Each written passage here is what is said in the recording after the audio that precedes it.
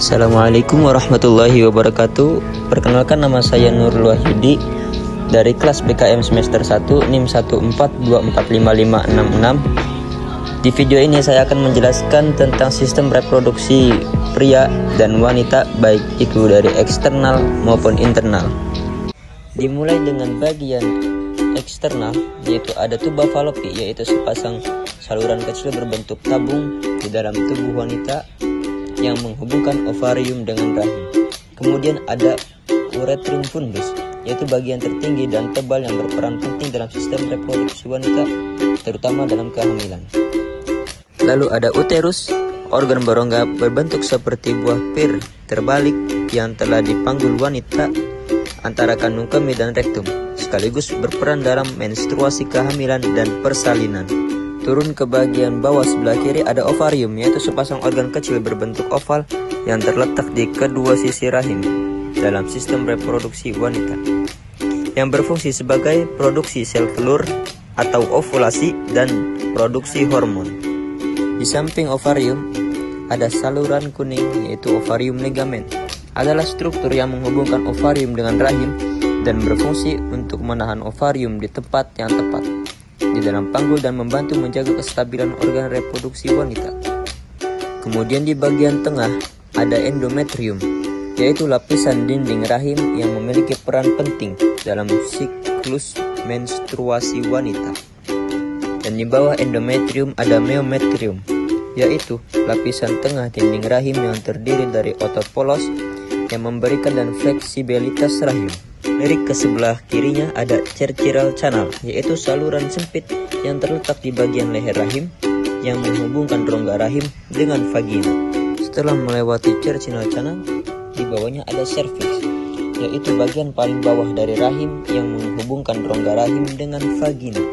Lalu ada perometrium, yaitu lapisan terluar dari dinding rahim yang terdiri dari jaringan ikat tipis. Bagian terakhir ada vagina, yaitu saluran berotot yang menghubungkan leher rahim, yaitu cervix, dengan bagian luar tubuh wanita.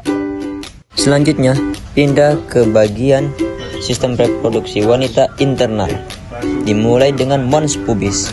Mons pubis adalah area berlemak dan berbulu yang terletak di bagian atas vulva, yang berfungsi sebagai buffer saat hubungan seksual. Selanjutnya ada labia majora, yaitu berfungsi sebagai pelindung bagi organ-organ reproduksi internal. Kemudian di bagian tengah ada klitoris, yaitu organ seksual yang terletak di bagian depan vulva. Turun ke bawah ada urethral opening, yaitu saluran yang mengalirkan urin dari kandung kemih keluar tubuh. Selain ada urethral opening, ada juga labia minora yang terletak di sebelah kiri dalam, yaitu organ yang berperan melindungi organ reproduksi internal, membantu dalam fungsi seksual, menjaga kelembaban dan kebersihan vulva. Kemudian ada vagina, yaitu memiliki fungsi sistem reproduksi termasuk dalam hubungan seksual. Di bawahnya ada perineum dan anus. Anus berfungsi sebagai tempat keluarnya fases dari tubuh. Pembahasan selanjutnya masuk ke dalam sistem reproduksi laki-laki.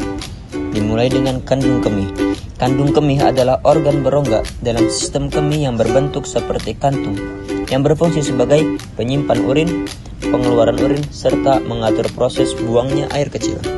Dilanjut ke gambar bagian bawah yang berbentuk bulat, ada kelenjar prosta.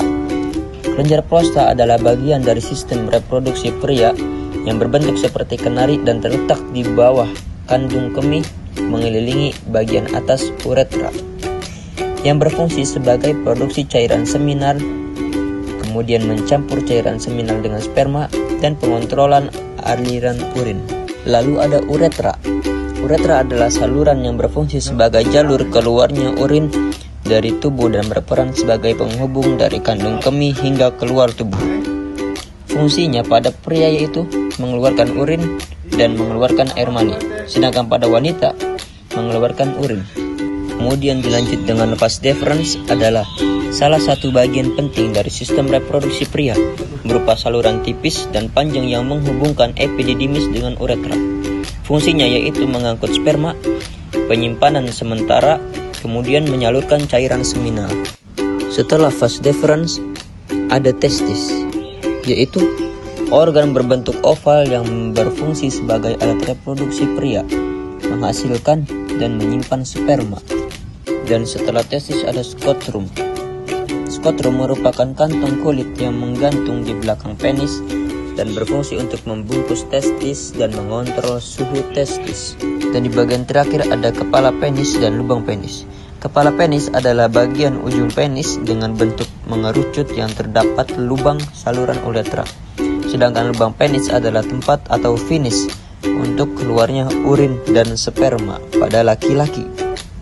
Dan telah sampai ke pembahasan terakhir, yaitu sistem reproduksi pria bagian internal.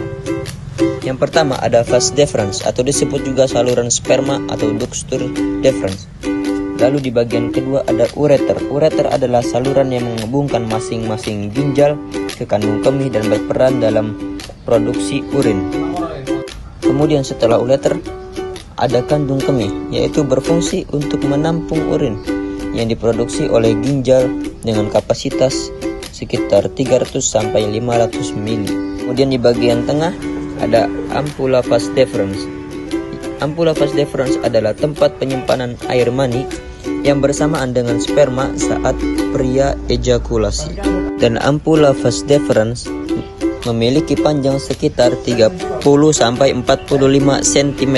Dan juga di bagian tengah berbentuk bulat ada kelenjar prostat.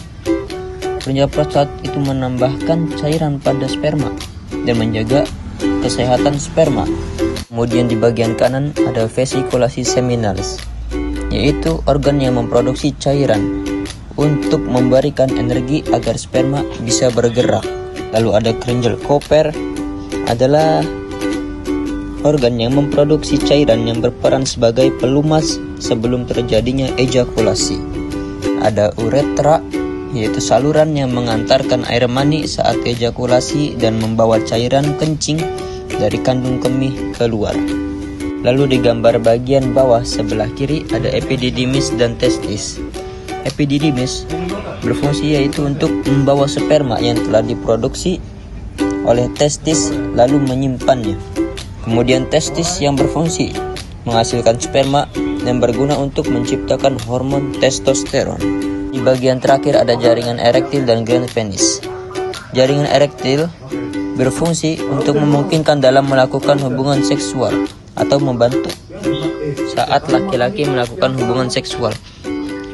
Kemudian glans penis adalah ujung bagian atas penis dan ada banyak ujung saraf di glans penis yang membuatnya sensitif.